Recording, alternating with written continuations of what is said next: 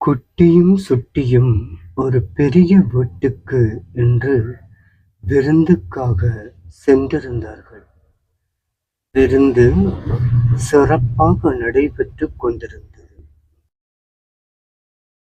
விருந்து நடைபெற்ற வீட்டில் 2 கரும்புகள் பசியால் அங்குமிங்கும் அலைந்து கொண்டிருந்தன.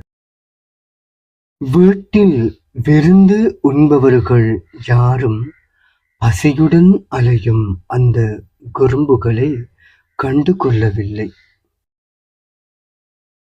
குட்டியும் சுட்டியும் 2 கரும்புகளையும் கண்டுவிட்டார்கள். மெதுவாக சாப்பாட்டு மேசையின் கீழ் இறைச்சித் துண்டு ஒன்றை கீழே போட்டார்கள்.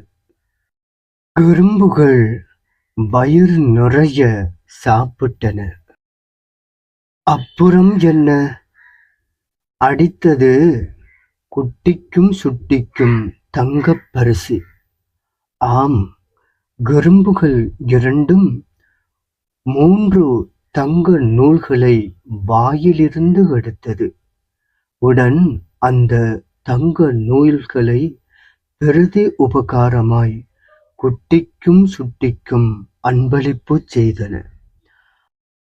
அன்பான குழந்தைகளே, சுயநலம் பாராது பிறர் மீது அன்பு கொண்டு நாங்களும் உதவி செய்தால் இத்தகைய தங்கப் பரிசுகளை வாழ்வில் பெற்றுக்கொள்ளலாம்.